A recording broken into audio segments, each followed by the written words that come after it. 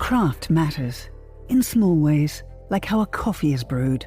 And in not so small ways, like how your money is cared for.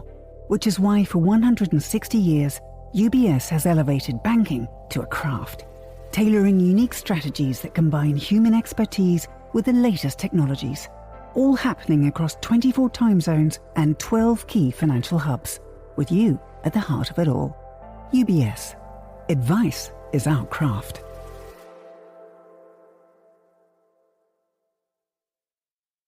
You're listening to The Globalist, first broadcast on the 11th of December 2025 on Monocle Radio. The Globalist, in association with UBS.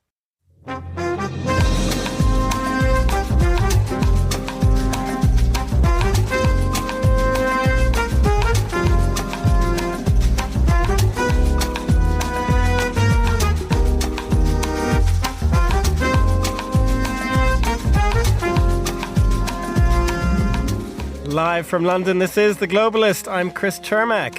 Coming up, the US is backing its ally Japan after a Chinese carrier allegedly locked radars on Japanese fighter jets. Russia is also involved in the escalating tensions in the region, and we'll have the latest. After that... Tonight, history was made. Our city chose a new direction, right?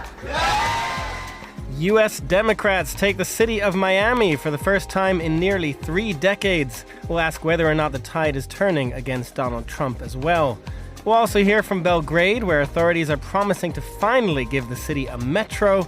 And then it's over to our resident Italians, including Anita Riotta. Well, Chris, we're going to see why Italian paper La Repubblica published an article with the lead, "If carbonara had legs, it would be jumping for joy." Thanks very much, Anita. We'll be joined by Chiara Mella as well. And then a look at whether Europe is finally entering the space race. That's all ahead on The Globalist, live from London.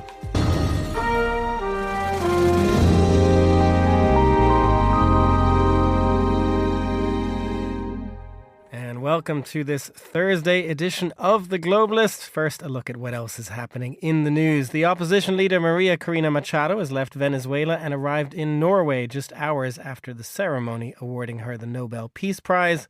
Russia says that Ukraine has launched a major drone attack on regions within its country, including the capital, Moscow. And in Honduras, a body of Congress has vowed not to recognize election results that remain on a knife's edge, citing interference from U.S. President Trump. Stay tuned to Monocle Radio throughout the day for more on those stories. But first, this past weekend saw the escalation of a conflict between China and Japan. The Chinese carrier allegedly locked radars on 2 Japanese fighter jets twice in the space of around 30 minutes. Japan summoned China's ambassador to explain the maneuver that Beijing has denied took place, though it does claim the fighter jets were harassing its carrier. Earlier this week, Russian and Chinese fighter jets also carried out exercises, prompting a show of force from the US and Japan, with bombers and jets taking to the air today. All of this is a reminder that some dormant conflicts are just the press of a button away from becoming extremely active. And I'm joined now by Tomohiko Taniguchi, former special advisor to the cabinet of Shinzo Abe, and Isabel Hilton, founder of China Dialogue and a visiting professor at King's College London's Lau Institute. Good to have you both on the show, and I'm going to start with you, Tomohiko. How serious an escalation in your mind is all of this? It appears to be very much serious, but I've got a memory about what happened 20 years ago in 2005. At that time, the Chinese, in opposition to Japan's bid for the permanent Security Council membership of the UN, allowed mobs to destroy Japanese-owned factories, shops, and they even tried to destroy Consulate General Office in Shanghai. Such was the situation was like in 2005. The escalation sort of you are citing now going on between China and Japan is not so much serious in my own eyes. Well, I guess that's somewhat reassuring. Isabel, what is your take? If it's not that serious an escalation, is it more about China sending a message here, both with its it's sort of flying jets along with Russia, but also this targeting, locking radars on 2 Japanese fighter jets? Dangerous games to play. The Chinese have been doing a substantial military exercise around Japan. We have seen repeated military exercises, joint exercises with Russia.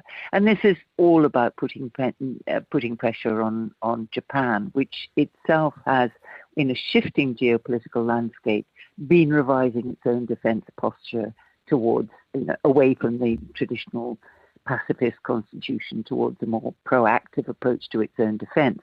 And this sets up a kind of reaction from the Chinese, which again, leads to this kind of incident. And I guess the long-term background is that unlike Germany reconciled after the end of World War II and then the European Union, this didn't happen in Asia. So what you see in Asia is these conflicts, the conflicts of World War II, the historical conflicts coming back as waves of nationalism, a hit in different countries. So Japan is an absolutely standard target for China nationalist moments. And the occupation of World War II by Japan of parts of China and the atrocities committed have been memorialized relentlessly.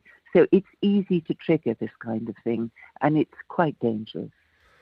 Tomohiko, both of you and Isabel have hearkened back to other times, which shows just how long these tensions have been around between China and Japan, of course, as well. I'm curious what your position is on the U.S. here, too. They have gotten involved this week. There have been these flights with bombers and Japanese jets taking off today. Is there any surprise over that? Is that something that Japan will welcome, given that, we don't always know exactly what the Trump administration is going to be doing? Trump administration seems to be extra cautious in alienating China in the run-up to the planned G2 so-called summit between Xi and Donald Trump. But in this situation, the fact that the United States stepped in, even in a restrained manner, reflects Washington's judgment that China's growing overconfidence could cause real damage to the U.S.-Japan military alliance. In effect, they gently signaled that this is where the red line temporarily lies. And Tomohiko, to stay with you for a moment, will Japanese Prime Minister be considering, I wonder, maybe not regretting, but wondering about her remarks? This is perhaps also what has led to some of this escalation from China about Japan's role in the event of a conflict in Taiwan at this point. Is that something that is seen in Japan as kind of escalating these tensions with China? The short answer to your question, Chris, is no, because Japanese law explicitly states that if a country with which Japan has deep ties, namely the United States, comes under attack in areas close to Japan, and if that attack can reasonably be expected to inflict grave harm on Japan's own security, then Japan may take integrated military action together with the United States. The Prime Minister merely pointed to that provision while citing the law itself. To retreat from that position would be to repudiate the very meaning of the statute, which I think is simply not an option. And Isabel, what's interesting to me perhaps is that it would be easy to forget some of these territorial claims because there is so much focus on Taiwan these days, of course. Is there a chance, these exercises and these tensions are taking place over the Sea of Japan. Is there a chance that China would actually be willing to start a conflict over some of its other territorial claims? I'm not sure about a direct conflict, but certainly these aggressive postures, and we've seen this again before with Russia and China doing military exercises. They both have territorial claims against Japan, which of course Japan Japan does not recognize. The big one, however, does remain Taiwan, and I think that Minister Takaichi's comment may not be out of line with with Japanese policy. Saying the quiet bit out loud, the diplomatic action, or an undiplomatic action in this case. And given that the ambition, the stated ambition from Xi Jinping to recover, as they would see it, Taiwan, I think it was bound to trigger a very strong response, and it has. The challenge now is to get this response and the counter-actions under control before something worse happens. And Tomohiko, just finally, from your perspective, Isabel noted earlier on Japan's constitution, it's the self-defense clause, that's being reinterpreted to some degree. I wonder if these kinds of escalations in the Sea of Japan, these tensions with China, might lead to a further reinterpretation of Japan's military role. Japan's government under the previous administrations and the current administration made a clear pledge that Japan needs to spend much, much more on defense. Soon, the target of 2% as opposed to the nation's GDP is going to be fulfilled sooner than planned, but it's not sufficient. The Japanese government is going to accelerate its process of building its defense capacities. One thing that I should say is that weakness provokes more threat. Weakness provokes more intimidations, if you like, from China. That's the language, that's the grammar you must speak with when dealing with China.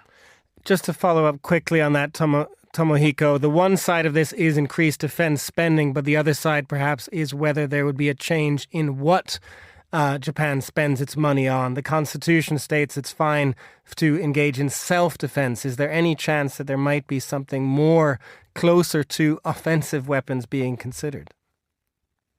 Offensive weapons, it is called long-range missile capacities, and I think the capacity is going to grow, both in number and in capacity. Actually, Japan is going to spend so much amount of money on buying US-made Tomahawk cruise missiles that could reach deep into the Chinese territory. Tomohiko Taniguchi in Tokyo and Isabel Hilton, founder of China Dialogue. Thank you very much, both of you, for joining us today. This is The Globalist.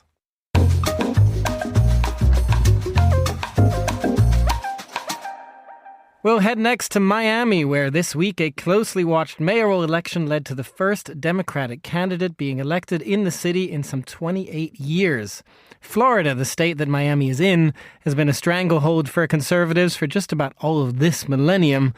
But is the tide turning with the election of Eileen Higgins? And what does that say about the party's momentum heading into the midterm congressional elections next year? Well, I'm joined now by the long-standing campaign and communications consultant to the U.S. Democrats, Mark Adelman. Mark, good to have you back on the show.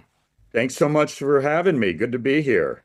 I wonder if we could step back for a moment, and even if you are not in Florida yourself, explain briefly, if you could, some of the peculiarities, politically speaking, around Miami and Florida, because it's a very different kettle of corn to the United States or the rest of the U.S. It sure is. I mean, Florida used to be a reliably swing state. And, even years earlier, it was a blue state in many cases. And over the last, I would say, 15 years, it has become redder and redder and redder.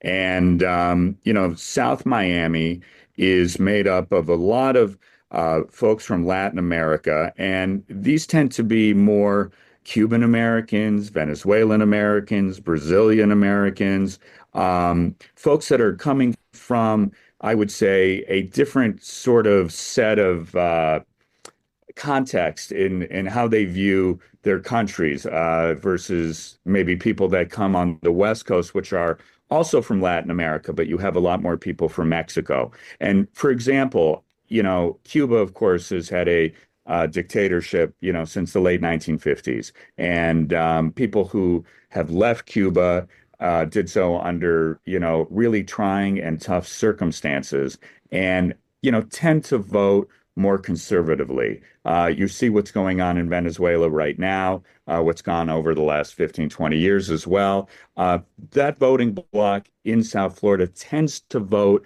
a little more red than blue.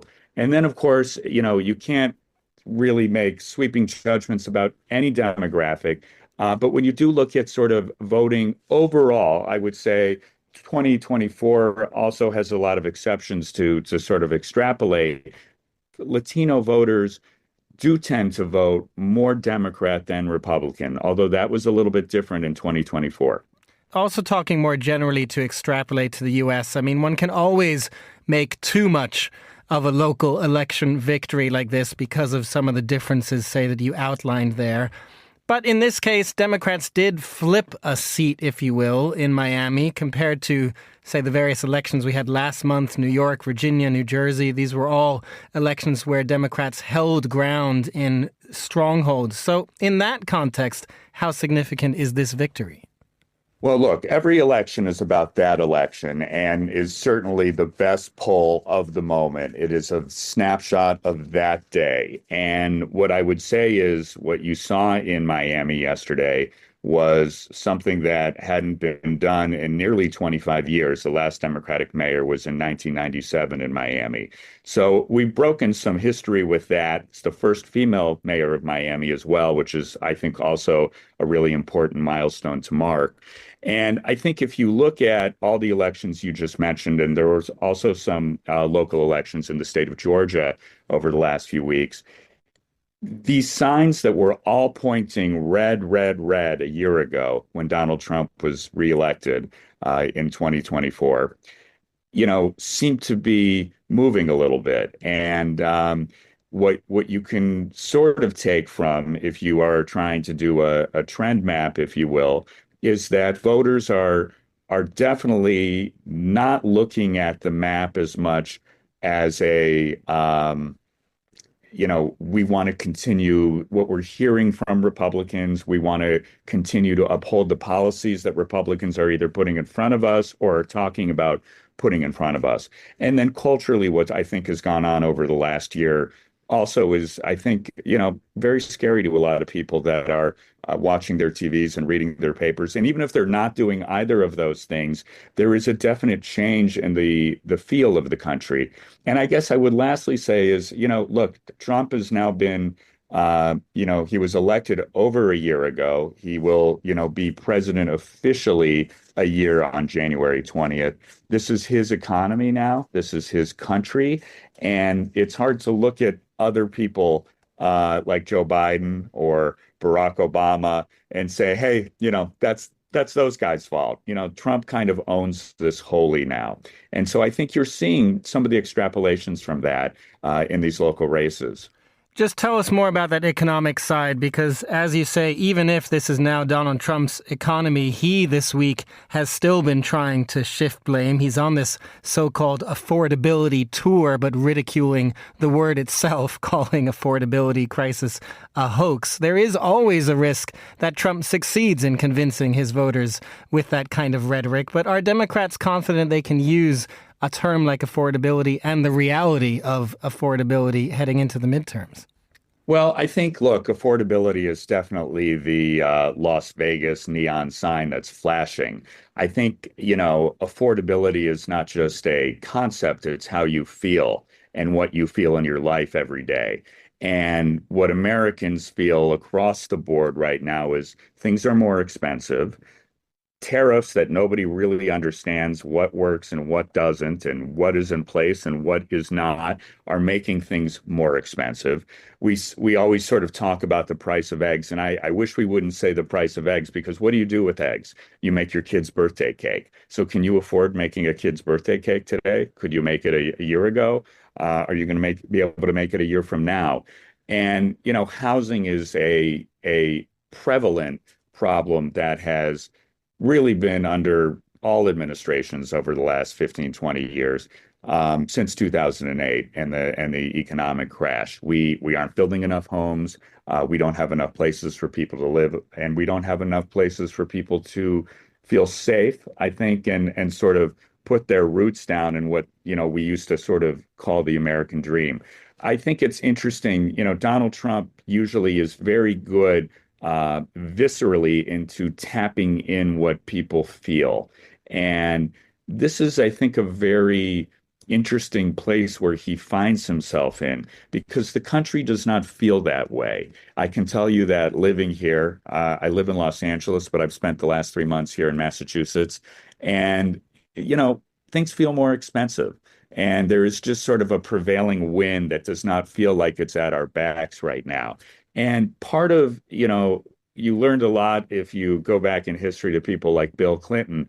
You want your leaders to feel your pain and understand and connect with it. And so when Trump is sort of out there kind of saying, it's a hoax and it's a talking point, that doesn't match with what people are actually feeling on the ground.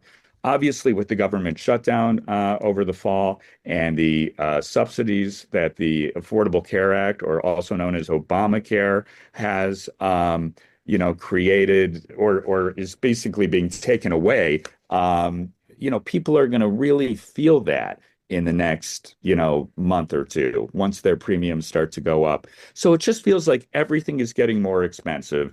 Products that you want, you can't get as easily. And nobody understands sort of what the actual plan or process is.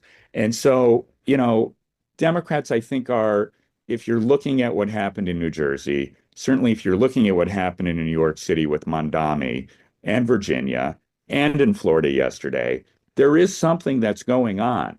It feels different to people that these are leaders that actually have different ideas and they're communicating them in a different way. And to borrow Bill Clinton's phrase, they're feeling their pain.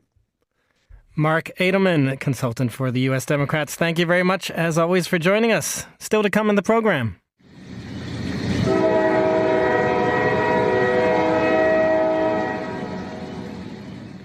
Lovely train sound there. We'll hear whether Belgrade will finally get a new metro. This is The Globalist. Craft is a matter of perspective, a unique outlook, an obsessive attention to detail.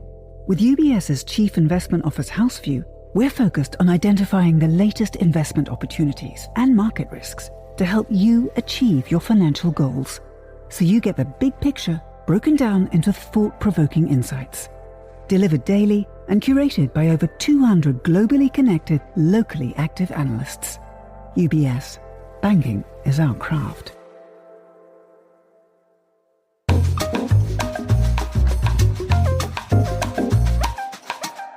Well, let's continue with today's newspapers now. And joining me in the studio is Nina Dos Santos, international broadcast correspondent and the former CNN Europe editor. Good morning, Nina. How are you? Good morning. It's good to have you here for my occasional hosting of The Globalist. How are we feeling this morning? Yeah, I heard your dulcet tones when the show started, and that was great. Great surprise. So it's really nice to be here. I'm fine. Coming back from a couple of furious weeks in Brussels and Berlin, sort of gauging how things are going vis-a-vis how the United States' recent national security strategy has gone down among European politicians. You can imagine. I'm guessing sort of choking on their coffee in Berlin, they were that day.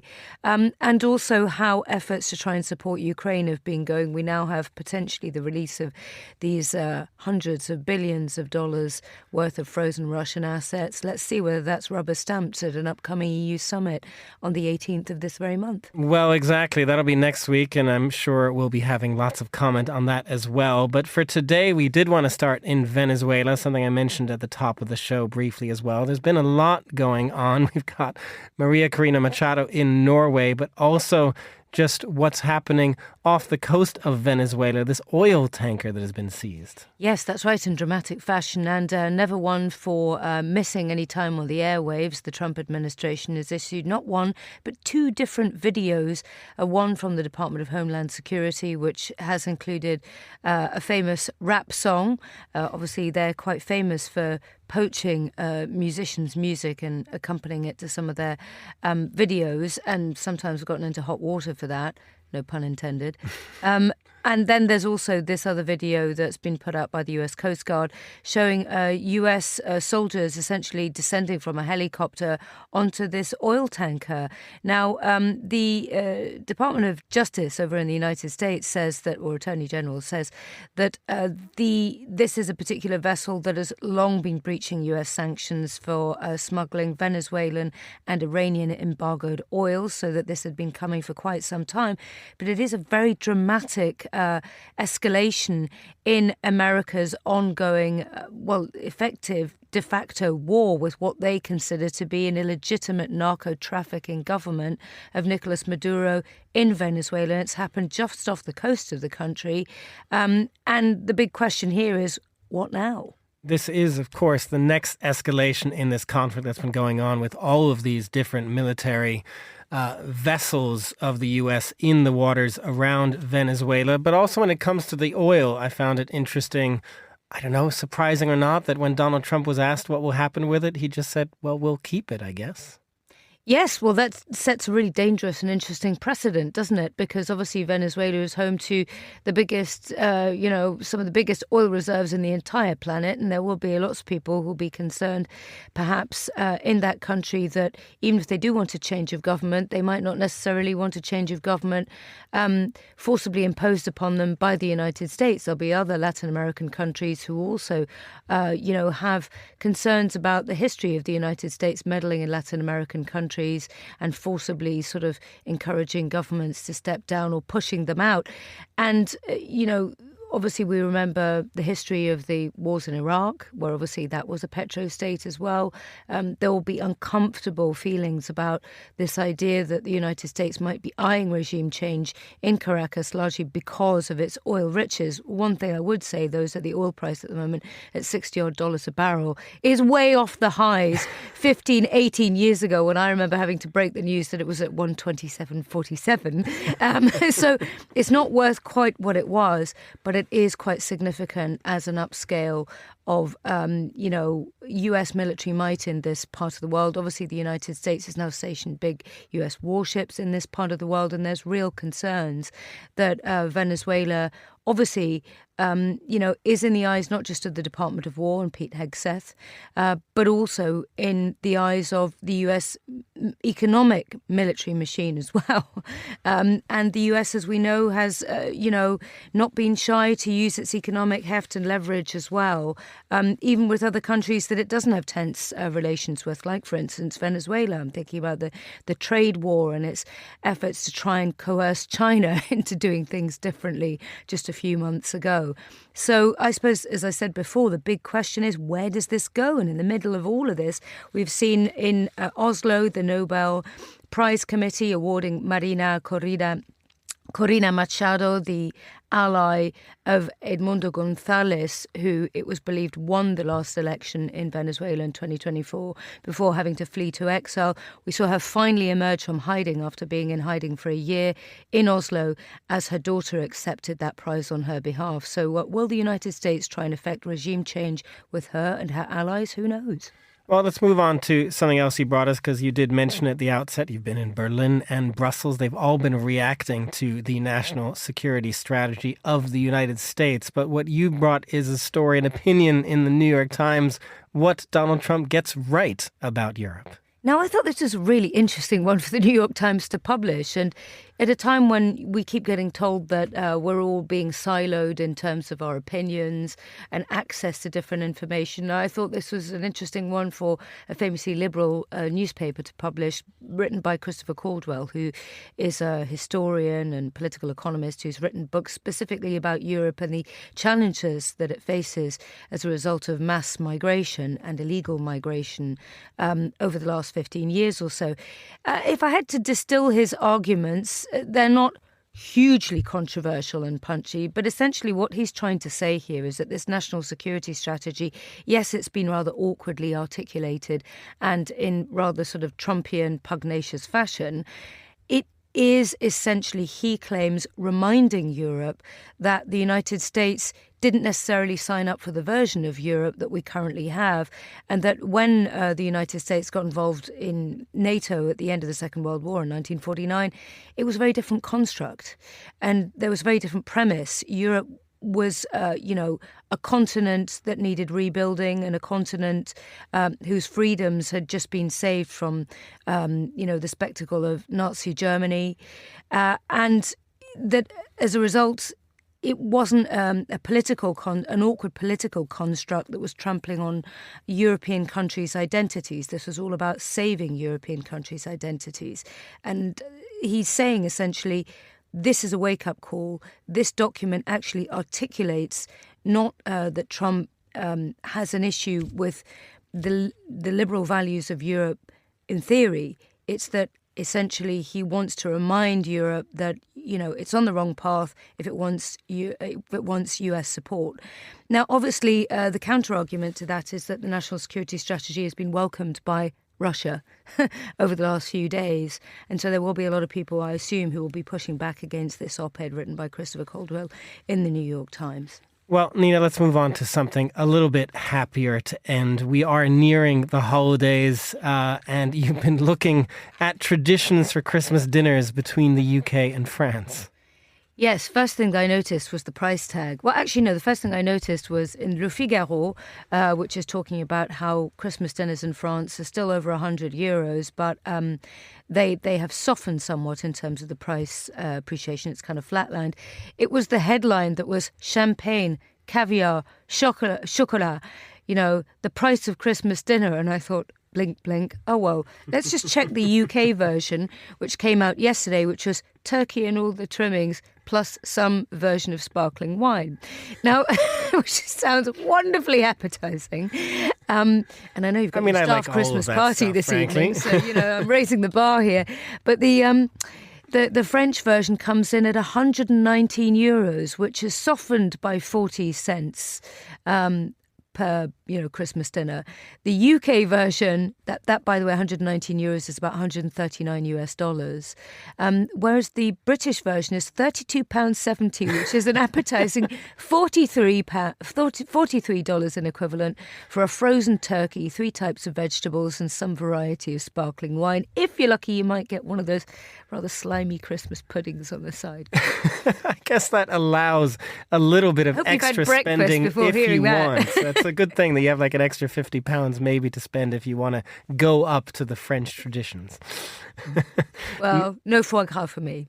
Nina Dos Santos, broadcaster, thank you very much for joining us here in the studio. You're with The Globalist on Monocle Radio.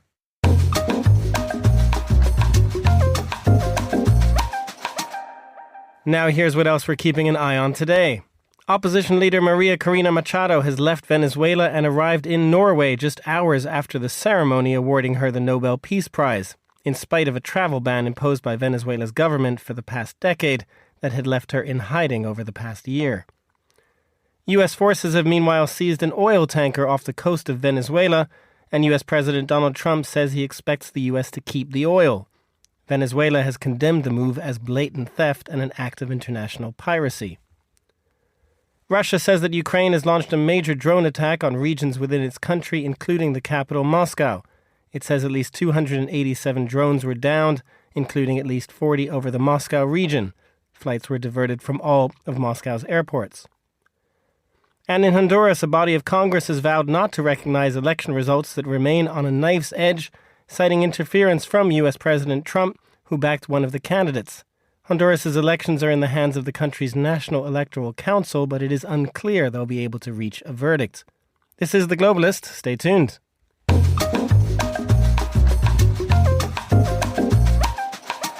It is 8:33 in Belgrade, 7:33 here in London. We will head to Serbia now because its capital, Belgrade, has the odd distinction of being the largest European capital without a metro or subway or tube, whatever you might call it where you're listening. Repeated promises to build one have gone unfulfilled over the last century, but now authorities in the city are once again pledging that the first metro will be inaugurated by 2030 after reaching a deal with the French company Alstom. And I'm joined now by Monocle's Balkans correspondent Guy Delany for more on this. Guy, what's the mood in Belgrade? Are we imagining dancing in the streets? We are not, because frankly, if you're a Belgrader and you're alive today, you have definitely heard about a metro project at some point in your life, and you've seen that deadline whiz by as the trains themselves don't. Because as you say, Chris, the first idea for a Belgrade metro was mooted as far back as 23, and by 23 I mean 1923. And over the years, successive projects have been pitched and things have got in the way, whether that was Second World War, reconstruction after it, the economic crisis of the 80s, the wars of the 90s, or just the sheer shenanigans of this particular century. It just hasn't happened. So if it is going to happen this time, Guy, how expensive and expansive are we even talking about? I mean, how badly does Belgrade actually need a metro?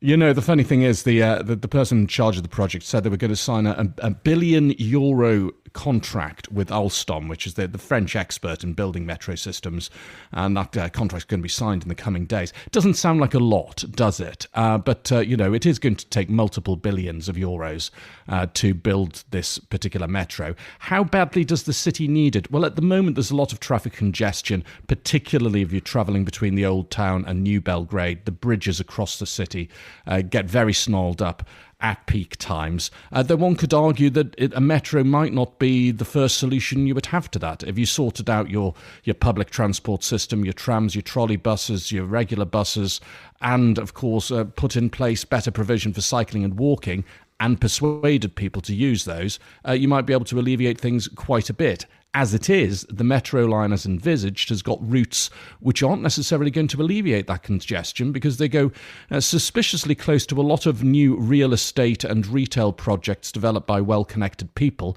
and not particularly close to a lot of the places that people thought would need a metro station. Just finally, Guy, and quickly, I mean, is this, even if the routes then are a matter of controversy, is this also pride at stake for Belgrade? The fact that this city has been left out when so many other European capitals have gotten one? You know, I've heard so many times people in Belgrade say to me, it's ridiculous that the city doesn't have a metro. Look at the other cities in this region. Athens has got one. Budapest has got one. Vienna's got one. Why haven't we got one? So it is absolutely civic pride at play here, Chris. Guy Delany, Monocle's Balkans correspondent, thank you very much for joining us today. You're with Monocle Radio.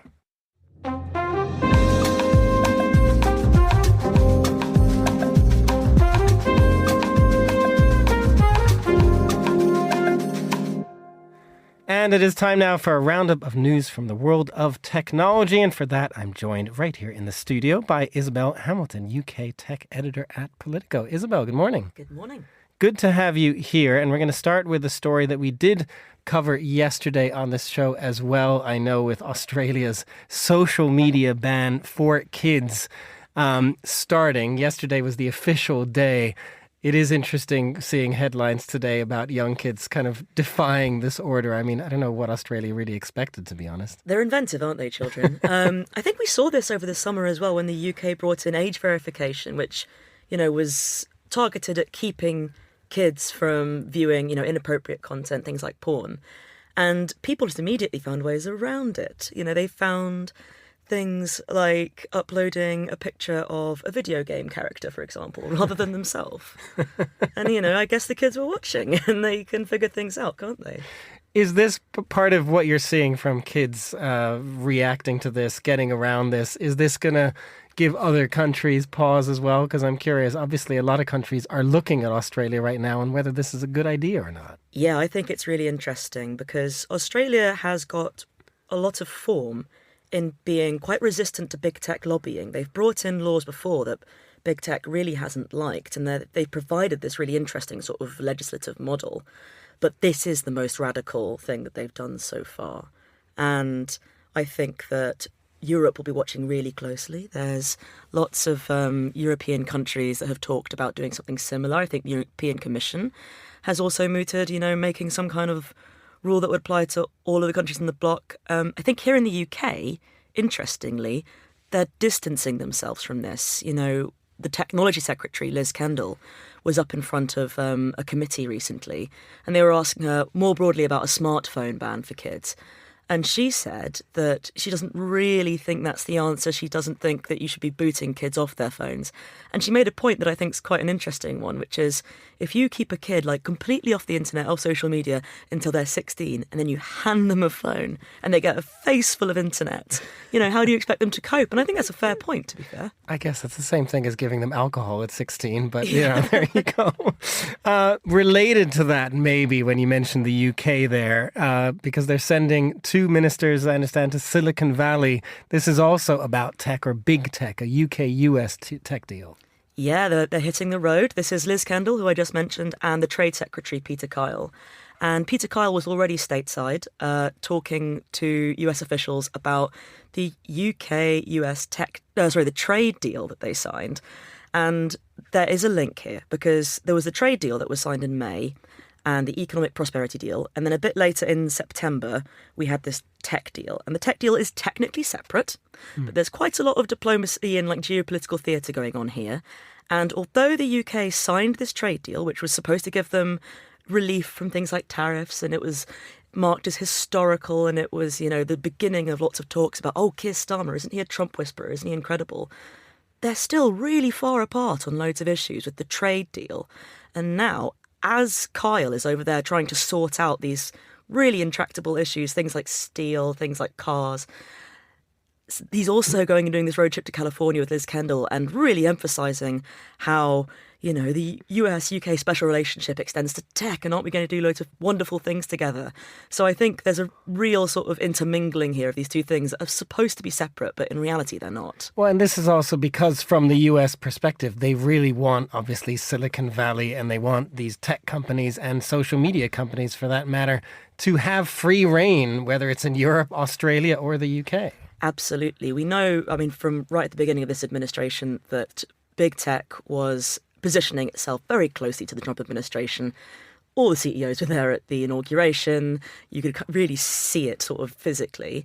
When President Trump came here to the UK on his state visit, he was accompanied by Sam Altman, by Jensen Huang. Their proximity to power is quite a bit different than the last time around, and I think the UK is painfully aware of that. Well, moving on to one other story from the US. Speaking of big tech, big CEOs in the US, Elon Musk has found himself back in the news for a couple of things. There's also his recent comments about Doge, but we won't get into that for this. SpaceX is reportedly, he's suggested, thinking about an IPO. Yeah, so the report started coming out yesterday from various places, sources saying that this IPO was brewing, and then Elon Musk himself seemed to confirm it on Twitter, X, whatever you want to call it still. And yeah, this is pretty massive. SpaceX is supposedly the second biggest private company there is, just after OpenAI, which makes ChatGPT. And the reports have got some pretty big numbers attached. It's, I think, perhaps going to raise about 30 billion is the idea, and it would make the company worth over $1 trillion. It could catapult Elon Musk's net worth into the first trillionaire. I think at the moment he's somewhere around almost there. 400. I think it's 450 billion. So there's a lot of billions, but yeah, it kind of becomes academic after a point when the numbers get this big. But yes, it could. It would be an enormous IPO. And also, I think really interestingly, SpaceX being privately owned, we don't get much insight into exactly how it works. We don't know for sure how much of it Elon Musk owns. If it were to go public, we would have a lot of this information at our fingertips. And just quickly on that, is there a reason that there hasn't been an IPO until now? Tesla obviously has already gone to investors. Why not SpaceX? Well, I think that although Tesla being a publicly traded company has been great for its cash flow, there are aspects of that Elon Musk really does not like. He really hates short sellers. That's one reason. He does not love having to, open up his books and explain himself. And yeah, I think SpaceX also kind of had good reason to be a bit private. Most of it's contractor with the US government or other governments, and, it does this highly sensitive work. So it didn't really need to be public. But yeah, maybe now they're thinking it would be a good thing. We'll see how that goes. Isabel Hamilton, UK tech editor at Politico, thank you very much for joining us. This is The Globalist on Monocle Radio. IQ, EQ, and AI. 3 components key to the craft of innovation at UBS. Because to stay ahead in a rapidly evolving age, you need a partner with decades of experience, endless passion for the work, and a finger on the pulse of leading technologies, bridging human expertise with artificial intelligence, all to elevate you. UBS. Banking is our craft.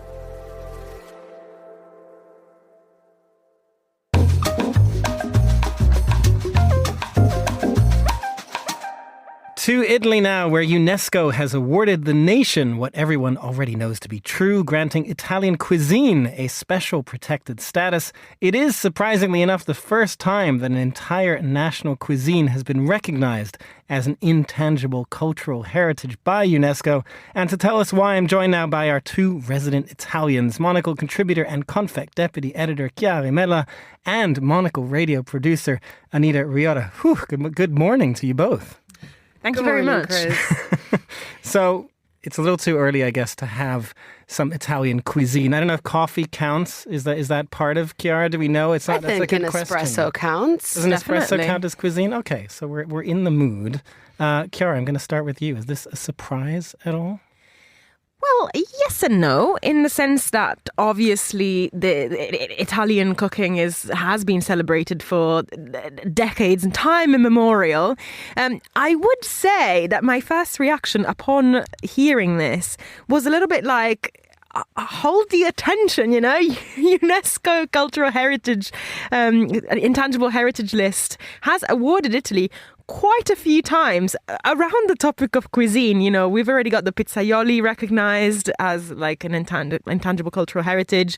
The Mediterranean diet is also already on the list. So, somebody at UNESCO really loves pasta, is what I'm saying.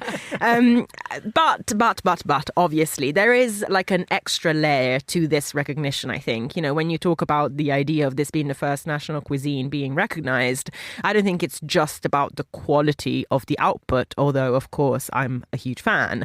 I think, and this is also what UNESCO has recognized, it's something more to do with the whole philosophy behind it. It's sort of like a structure of thought, Anita, I'm sure that you can relate to this. Like, food isn't just like a thing that you eat in Italy. It's the fabric that keeps everything together. It's what really constitutes the core of your familiar relationships, your memories, your connection to a place. Often when we talk about wine, we talk about terroir, and people struggle to express that and really what that means. But to me, it's very clear, because that is the essence of Italian cooking. Like, all Italian cooking is connected to profoundly and an expression of the place that it comes from, the ingredients and the tradition that goes into making them, and the philosophical kind of reflection of where it comes from. So yeah, I'd say that we have a good reason for being up there. Go on. It is interesting, Anita, and jumping off of that, maybe explain a little more where this comes from, because as Chiara was saying there, UNESCO already recognizes individual things, including individual Italian foods, even the Mediterranean diet, which is quite funny. So explain kind of what this does, the fact that now Italian cuisine as a whole is given this status. I think that is exactly the interesting sticking point here. As we were saying, it's not about a dish or even a regional cuisine. It's something more intangible, as the UNESCO list celebrates. But they've said that it's about how Italian cooking is an activity that is intergenerational, that it emphasizes intimacy, that it translates and transitions skills and labors from one generation to another. So they're really trying to get at the heart of that familiarity and that intimacy that Chiara was pointing to. And that's why it also will not mean that you cannot serve a carbonara outside of Rome or outside of Italy. It's trying to get at that sort of culture around food. I will say, and I hope I don't get excommunicated for this one, but I mean, a lot of other cultures have that. A lot of other cultures have long, luxurious meals where you sit for 3 hours, and that's how nonna talks to grandbaby, talks to uncle, talks to next door neighbor. And, I recognize that as a very Italian thing because I am Italian and I do that with my Italian family. But a Chinese family doesn't do that, a Mexican family doesn't do that. I'm a bit. It's an odd thing to try to really isolate. And the more I read about it, I feel like the more slightly confused I am, I have to say. It's got to do, I think, with how much the nation itself takes pride in it and wants to put its hat on it being a representative of itself. So it's a lobbying issue, I think, as much as a kind of an identity issue. I think you're absolutely right. I think what's interesting is that it's one of those things that I really think is more how the world sees Italy also than maybe necessarily Italians see themselves. Of course, as I said, Italians will recognize this as such a cultural linchpin of their lives, but it's also how the world sees Italy. I think, there is a very romantic ideal of the nonna cooking the sauce for hours and hours and hours, and Sunday lunches and Sunday dinners have a real Italian iconography, I think, around the world. And so it's interesting, how much is this also a label and a value placed upon the country from the international community? Well, speaking to that, Chiara, Giorgia Meloni, the Prime Minister, has welcomed this, was pushing for this. They're hoping for more tourism. Does Italy need more tourism? Are you going to invite more people around the Italian table to join you for pasta? I love that. That's one of the funniest aspects of this, aside from the Meloni stuff. The funniest thing, I think, is that apparently industry groups estimate that this recognition could boost tourism by up to 8% in 2 years. I don't know, honestly, who in the world needs to be introduced to this up-and-coming new cuisine. I had no idea. Let me just pasta. float this. Right. Float this. There's this dish called pizza. But no, I do think that's a bit disingenuous. Anybody who already wanted to go to Italy, I don't think is going to be sort of galvanized by this announcement. Although I do think it's a lovely thing. There is obviously always the risk in the current political climate for anything that kind of harks back to a sense of kind of national identity to be slightly appropriated by a political right that likes to hammer home this point on made in Italy. And if you do spend time in Italy nowadays and you switch on TV, you'd be surprised by how much the kind of overall discourse, even just on ads on products, how much everything is just hammering home this idea of the made in Italy ingredients, and everything is made in Italy and Italy la la la. So there's obviously a sense that this culinary heritage is really feeding into this idea of national identity, which is being definitely appropriated by a political party. Does it mean that being enthusiastic about the gastronomic heritage of Italy is dangerous? Probably not, but we need to know the political context as well. Chiara Mella and Anita Riotta, thank you very much for joining us. You're listening to The Globalist on Monocle Radio.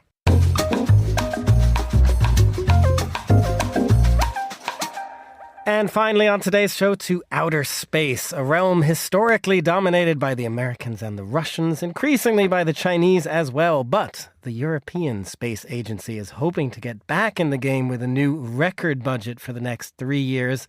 And to tell us what they're going to do with all of that money, I'm joined in the studio by Tira Schubart, Fellow of the Royal Astronomical Society and Ambassador for the Science Museum. Tira, good to have you. Good morning. Good morning. So first off on this topic, there is a security geopolitical element because a lot of the money will go into military space projects. Yes. Now, for the first time, there's a project in the European Space Agency called ERS, that's European Resilience from Space, and it's really a reaction to the security threats from Russia. And it's a departure from ESA's usual funding for peaceful space purposes. And tell us a little more about why that is and what they're going to do in space. It's about communication, I understand, as well. There's going to be a record amount of money. The budget's up 17% to 22 billion euros over the next 3 years. So there's going to be a lot of money invested in communications and surveillance and navigation capabilities, as well as launch capabilities, because the Americans are cutting so much from NASA, and the Europeans want to have an independent source of all of these important systems. So part of this is that separation from the United States and NASA as well, developing its own capabilities, which does make me wonder, is the era of kind of cooperation in space over at this point? It used to be, an International Space Station and all this stuff, especially though it's even more surprising to see the US and Europe going their own way. Well, the international cooperation still continues, and we still have the International Space Station for a few more years. But the Russians are going their own way. They look like they're going to be cooperating more with the Chinese. And the Trump administration has cut a lot of NASA spending other than towards the moon program. And they've certainly cut a lot of the science spending that NASA was doing in cooperation with the European Space Agency. Well, and speaking of science, then, this is also an area where ESA will scale up to some degree. Tell us about some of the plans there. Well, there's a number of projects, but the two that I find the most exciting are the Rosalind Franklin ExoMars rover. So in 2028, there will be a launch to Mars, and Rosalind Franklin, named after the woman who was instrumental in discovering DNA, will join the family of robots on Mars, and that's specifically to look at life, possible past life on Mars. So that had a rocky start. That was supposed to be funded partly by NASA, and then they pulled out during the Obama administration. Then the Russians, but that fell apart after the Ukraine invasion. So the Europeans will send Rosalind Franklin up there. So this is a concrete example of the ESA kind of stepping into the void here. And what will this Mars rover exactly do? I mean, how does it differ from previous ones? I do remember the pictures, the excitement when everyone was trying to get that Mars rover to land. Well, this will be looking absolutely following up the evidence that we've been getting from Perseverance and Curiosity that there possibly was past life. So it's going up there with more science capability, and also to examine some of the extraordinary finds that Perseverance has discovered, and then talking about seeking for life on other parts of the solar system. There's also long-term plans for the European Space Agency to launch to a little icy moon of Saturn called Enceladus, where we think there's the highest probability of microscopic life in the solar system. Tell us more about that one as well. Saturn, I mean, is this something that's been on people's radars for a long time, that this is the place we might finally find that sign of life? It looks like if you're a betting man, I'd put £1 or $2 on a couple of moons of Saturn and maybe Jupiter. But Enceladus is a tiny, icy planet. But we know from the Cassini mission, which went around Saturn for almost a decade, that there are organic compounds leaking out of the ice on Enceladus, which means that there's a deep ocean underneath. And those organic compounds are the same ones that were here on Earth. The question is, when does chemistry turn into biology? But if you can land on Enceladus and drill down, maybe we could find a thing or two. Tira, I have to ask at this point, are you a believer in this stuff? Is it just a matter of time? Are we going to find life somewhere else? Oh, absolutely. There's no question. Statistically, it's out there somewhere. But it's probably microscopic rather than the LGM, the little green men. No little green men, maybe further? How far do we have to go to find the little green men? Well, there's 1 billion galaxies, and each of those galaxies has billions of stars, and each of those stars has planets going around it. So I think they're probably out there. Maybe they're even going to be listening to this program a few years from now when it drifts out to them. Just finally, Tira, to kind of come full circle, could you imagine the U.S. and Europe getting back together at some point? Does this kind of preclude that?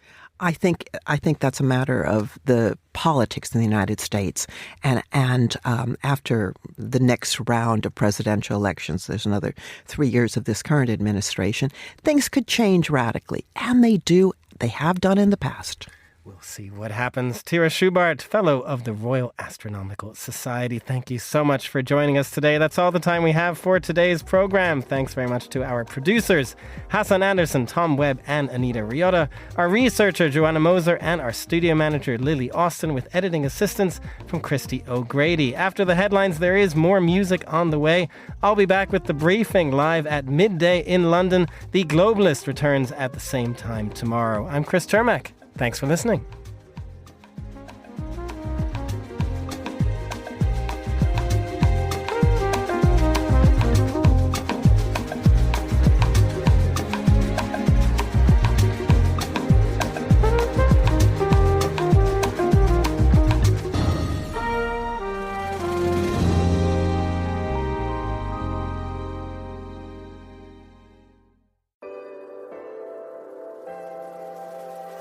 With UBS, you have a truly global partner, incorporating new technologies, innovative approaches, and unexpected opportunities, leading you to insights that help answer the questions that matter, delivered with passion, care, and unmatched expertise.